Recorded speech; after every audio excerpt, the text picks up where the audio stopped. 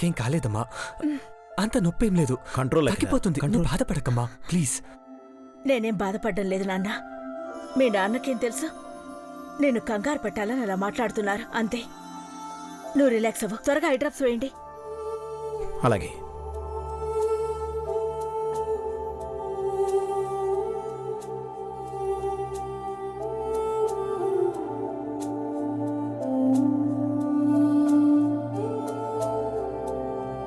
నువ్వు కళ్ళు మూసుకుని పడుకోనన్నా.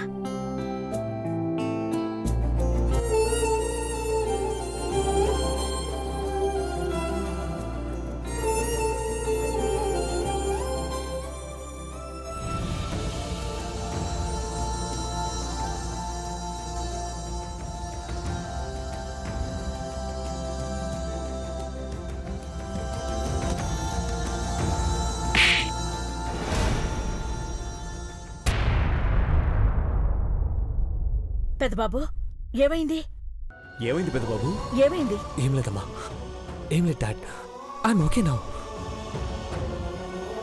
నువ్వు కాసేపు పడుకోనన్నా. రెస్ట్ తీసుకుంటే సాయంత్రానికల్లా పూర్తిగా కోలుకుంటావు. అలాగేమ్మా, నేను పడుకుంటాను, మీరు వెళ్ళండి. డాడ్ వెళ్ళండి. సరే, నువ్వు రెస్ట్ తీసుకో. జాగ్రత్త నాన్న. ఐఎమ్ ఓకే అమ్మా, నో ప్రాబ్లం.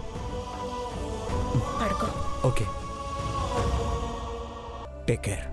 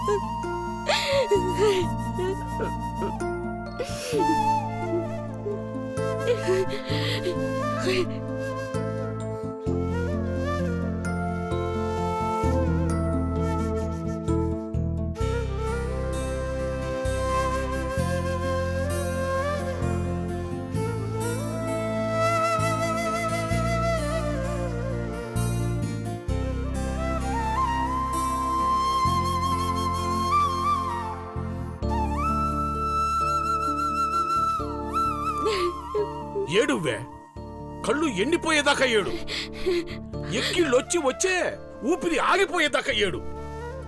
అమ్మగారోళ్ళు సంపక ముందే సావటమే మంచిది. అన్నం ఇట్టిన చేతులకు మట్టి అంటకుండా మట్టిలో కలిసిపోయింది పార్వతి అనిపించో. అక్కెందుకు చచ్చిపోవాలయ్యా? అక్కనుకుంటున్నా ఆ భవనమ్మగల చేతిలో పడిపోవాలా? నోరు మొయ్యర గాడిద. అది ఏడుతా ఉంటే దానికి వంత పారుతున్నావా నువ్వు? ఎన్నిసార్లు తప్పు చేస్తాదిరా ఇదే? నేనే తప్పు చేశానయ్యా. ఏటి చేసావా? ఏడి చేశాను అంటావా నువ్వు? ఏమ్మా, నువ్వు తప్పే చేయలేదా?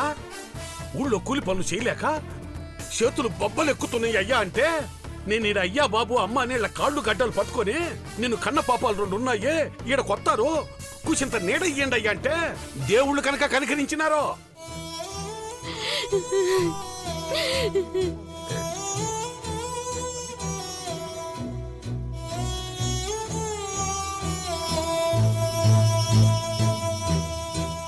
మా అమ్మ ఈ ఇంట్లో అడుగు పెట్టినట్టు నుండి గొడవలే. క్షమించమని ఏడవటం, వాళ్ళు జాలి పట్టం, ఇట్లా ఎన్ని మాటలు జరగాలి? అమ్మగారు ఏమన్నారో విన్నావు కదా, పనోళ్ళు పనికి మాలిన పనులు తనకు మాలిన పనులు చేయొద్దని చెప్పలా? నిజంగా నన్ను తప్పు చేసుంటే నువ్వు సావు సావు అనాల్సిన అవసరం లేదయ్యా. నేనే చచ్చిపోయేదాన్ని.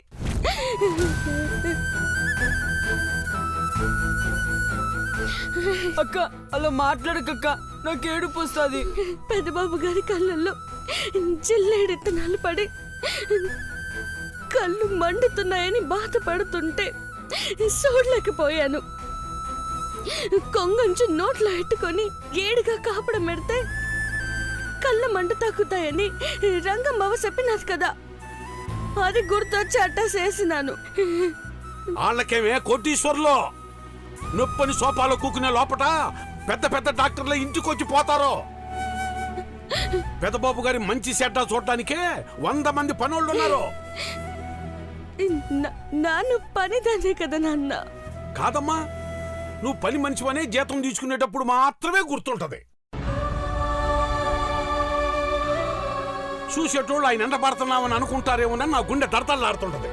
నా నడిపే కారుకు బేకులున్నట్టు నీకు బేకులు ఎందుకు లేవా అనిపిస్తుంది.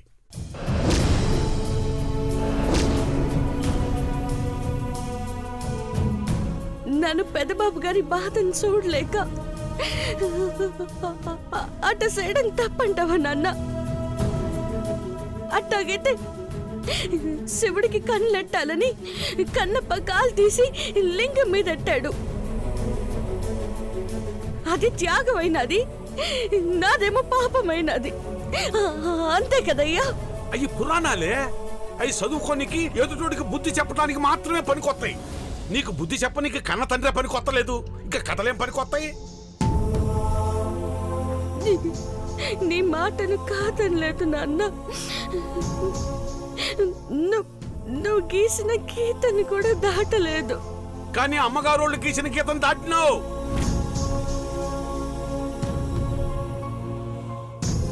పెద్దబాబు గారి ఇంటి మహారాజే.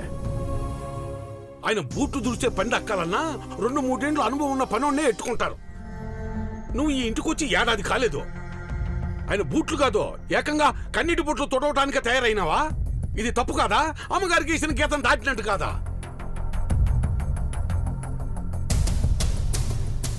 ఇంకోసారి పెదబాబు గారిని తాకే పనులు చేస్తే మట్టుకో నిన్ను కొట్టనే. ఎందుకంటే నువ్వు ఏడుస్తావు.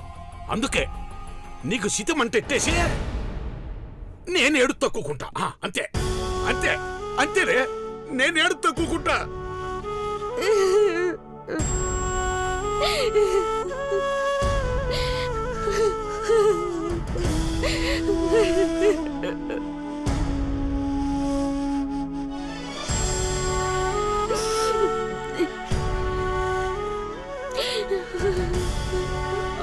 ఊరుకోక్క.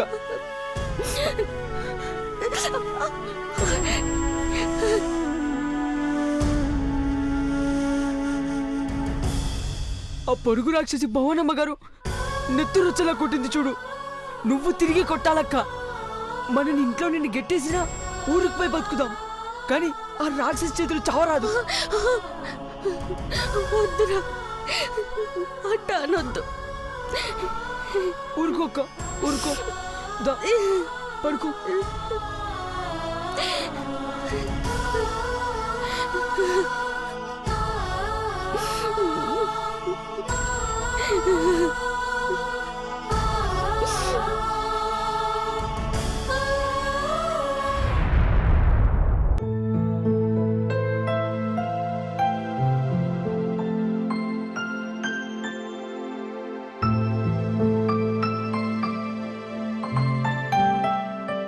మళ్ళీ చేస్తాను.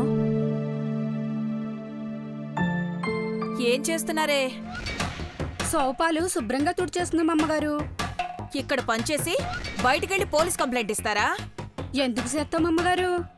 బాల కార్మికుల చట్టం కింద నన్ను జైల్లోకి పంపించాలనే కదా వీడి చేత పని చేయిస్తున్నారు.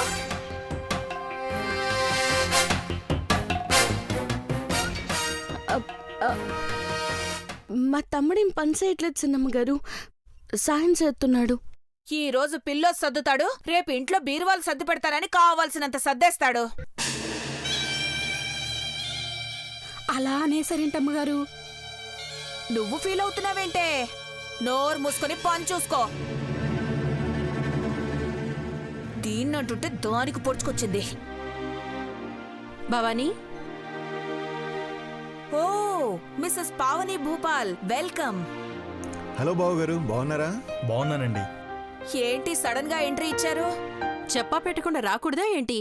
బంధువులైపోయారుగా, సరదాగా ఎప్పుడు పడితే అప్పుడొచ్చి భోంచేసి వెళ్ళొచ్చు.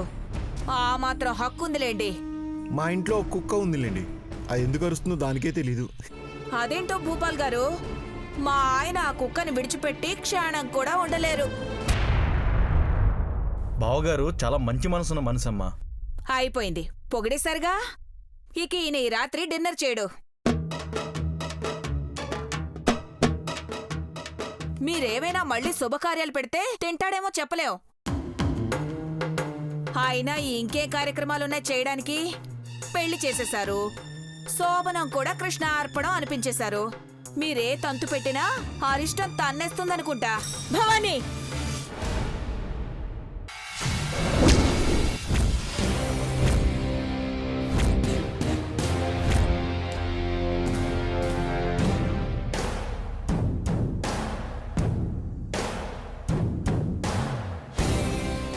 వచ్చింది నీ చుట్టాలు కాదు చీప్గా మాట్లాడడానికి, నా చుట్టాలు.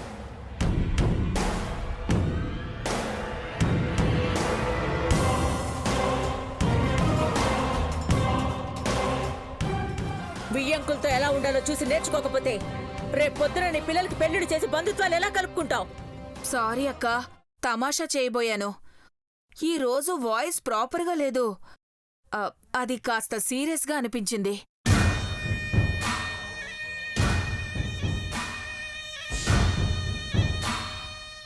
కొంతమందికి చుండ్రు తల్లో వస్తే దీనికి నోట్లో వస్తుంది. దురద ఎక్కువై అలా మాట్లాడుతుంది. అక్క సైలెంట్ అయ్యాక మీరు పెప్పర్ స్ప్రే కొట్టకండి. పెద్దమ్మ, మార్నింగ్ ఇంట్లోకి జిల్లేడు పూలు వస్తే చుట్టాలు వస్తారని చెప్పింది పార్వతి. అన్నట్టుగానే ఆంటీ వాళ్ళు వచ్చారు.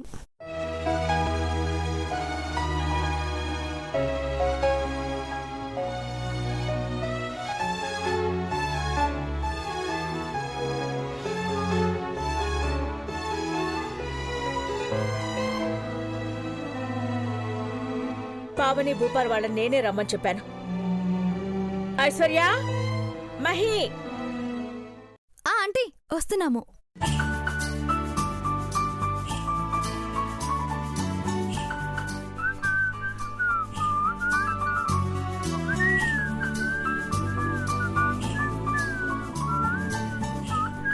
మహి, మా అమ్మ వాళ్ళు వచ్చారు. అందరూ కిందే ఉన్నారు. మనిద్దరం అన్యోన్యంగా ఉన్నట్టు యాక్ట్ చేయాల్సిందే. సీన్ బాగా పండాలని ఓవర్ యాక్షన్ చేయకు. అప్పుడప్పుడు మొహమొహాలు చూసుకుని స్మైల్ ఇస్తాం అంతే. సర్లే, ఆంటీ పిలుస్తుంది పద. తొందర త్వర. Keep distance. ఏ రావయ్యా.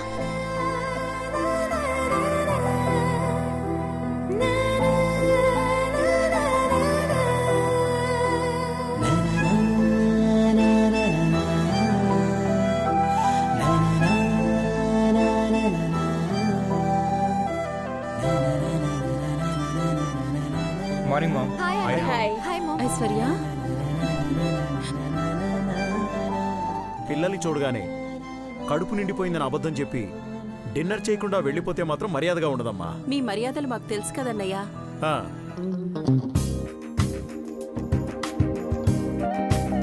బాగున్నావా Aishwarya? We are so happy mom. మీ అల్లుడు గారు ఇప్పుడు 16 కంపెనీలకు మేనేజింగ్ డైరెక్టర్ అయ్యాడుగా. ఐశ్వర్య సంతోషం పట్టలేకపోతోంది.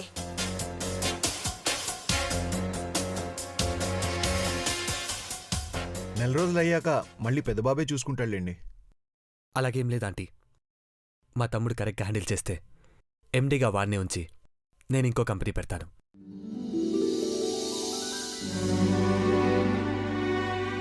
యు ఆర్ సో టాలెంటెడ్ దేవా. నీలాంటి కొడుకు మాకు ఒక్కడున్నా సగం ప్రపంచాన్ని గెలిచేవాళ్ళం. అంటే నన్ను అనవసరంగా కన్నామనా? అమ్మా ఐశ్వర్య, అలా ఎందుకు అనుకుంటావమ్మా? నా ముద్దుల చిన్న కోడలివి నువ్వు. ఇప్పుడు మీ అమ్మా నాన్నల్ని ఇంటికి పిలిపించడానికి కూడా ఒక కారణం ఉంది.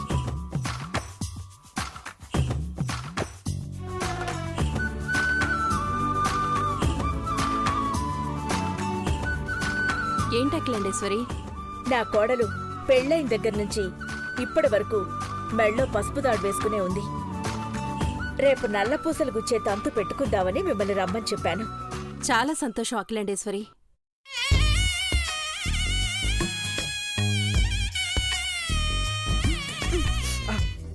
చిన్నబాబు, మామ్, రేపు నువ్వు ఆఫీస్కి లంచ్ అయ్యాక వెళ్ళు నాన్న. ఇంట్లో పూజతంతు ముగిశాక వెళ్తాడులే. ఒక్కరోజు వెళ్ళకపోయినా ఏం కాదులే అమ్మా. పెదబాబు, నువ్వేనా ఈ మాట అంటోంది? గంట లేట్ అయితే గుండె ఆగిపోయినంత హడావిడి చేసేవాడివి కదయ్యా. హలో మెంటల్ మాణిక్యం, ఆఫీస్ బాధ్యతలు అప్పచెప్పాడు పెద్దబాబు. పని భారం వేయలేదు పెద్దబాబు. ఈ నెల రోజులు ఆడుతూ పాడుతూ పని చేయొచ్చు చిన్నబాబు. అలాగా? మళ్ళీ పెదబాబు మంచోడనిపించుకున్నాడు. వాడు రేపు పూజ అయ్యాకే వెళ్తాడమ్మా. ఆంటీ, ఈ నల్లపూసలు తంత ఎందుకు చేస్తారా ఆంటీ? నల్లపూసల తంతు జరిపిస్తే ఆడపిల్లకి 5వ తరం పరిపూర్ణమవుతుంది.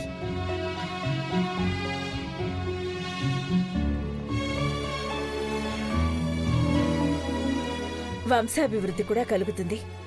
ముత్యాలంటే చంద్రుడు, పగడాలంటే కుజుడు. వీళ్ళిద్దరి ఆశీర్వాదం వల్ల భార్యాభర్తల అనుబంధం పూసలు గుచ్చినట్టు ఉండాలని, కలిసి కష్టసుఖాలు పంచుకోవాలని తాళిబొట్టు మీద ప్రామాణికంగా నల్లపూసల్ని పేరుస్తారు. భవానీ, అక్క, అందుకు కావలసిన ముత్యాలు పగడాలు తెప్పించు. నాకు అప్పచెప్పావు కదా, నేను చూసుకుంటానక్కా. వాటిని నువ్వు చూసుకోవడానికి కాదే, పూజ చేయడానికి. అందరున్నప్పుడే కామెడీ చేస్తారు. నాకెంత కష్టంగా ఉంటుందో.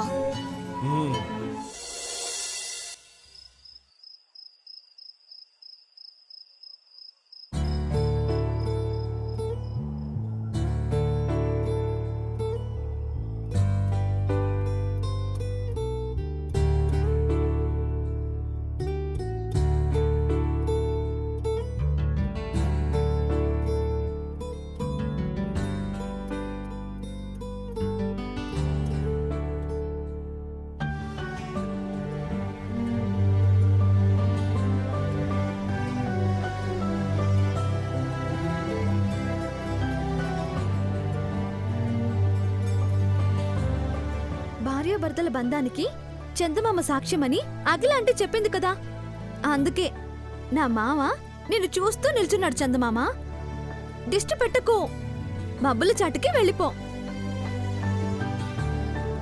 ఏంటి వెళ్ళవా? మేమిద్దరం బాగున్నట్టు ఎలా యాక్టింగ్ చేస్తున్నామో చూడాలనుకుంటున్నావా? చూడు.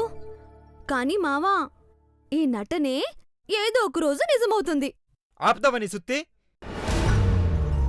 ఏంటి యాక్టింగ్ అంత బాగుందా? నేనేమన్నా సినిమాల్లో సీరియల్ యాక్ట్ చేస్తున్నాను అనుకుంటున్నావా? మా అమ్మ భయానికి బాగున్నట్టు నటించాల్సి వస్తుంది. ఇప్పుడు నేనేమన్నానని అంత సీరియస్ అవుతున్నావు మహి? రేపు నల్ల పూసలతో మెల్లో వేస్తారనగానే ఓ తెగ ముడిసిపోయావు కదా. ఇద్దరి మధ్య డ్రామా నడుస్తున్నప్పుడు ఏదో చెప్పి పూజ ఆపించచ్చు కదా. ఏం చెప్పను రా? నన్ను అడుగుతావేంటి? లేడీస్ ప్రాబ్లమ్స్ అని ఏదో ఒకటి చెప్పేస్తారుగా. పిచ్చినా.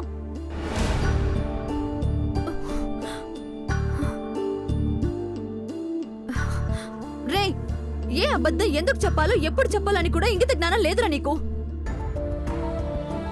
ఇంట్లో పూజ చేయకూడదని అలాంటి అబద్ధం చెప్తే కళ్ళు పోతాయి. నా బ్రతుకుని ఎలాగో చీకటి చేసి పారేసావు కదా. కళ్ళున్న ఉపయోగం లేకుండా పోయింది. నిన్ను పెళ్లి చేసుకున్నాక ప్రాణం పోయినా పర్లేదనుకుంటే ఆపుతావా? ఎందుకు ఎప్పుడు అరిచి గోలు చేస్తావు? పూజ వద్దనుకున్నప్పుడు నువ్వు చెప్పొచ్చు కదా. నేను మా అమ్మతో చెప్పను. అవునయ్యా, నేను మాత్రం చెప్పి చెడ్డదాన్నవ్వాలి. మీరు మంచోళ్ళు అమాయకుల్లా ఉండిపోవాలి. ఎక్స్ట్రాలొద్దు. నీలాగా మీ అమ్మనాలకు కూడా బుద్ధి లేదనుకుంటా. ఎప్పుడు ఫంక్షన్ పెడతారా బాగా మిక్కిపోదామని వస్తారనుకుంటా. మహి, మహి, మహి, మహి, మహి.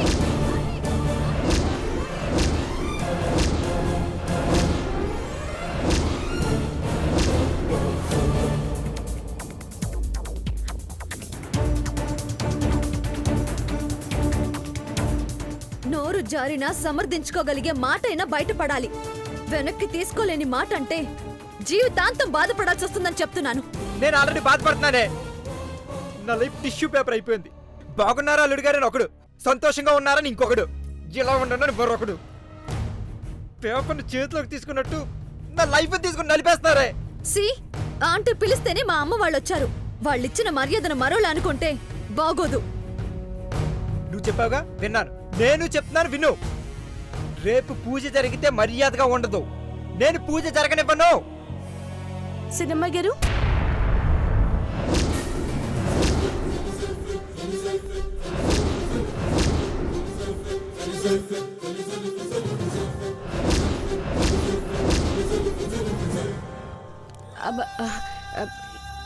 ఏం లేదమ్మాయి గారు, నన్ను మళ్ళొత్తాను. పార్వతి,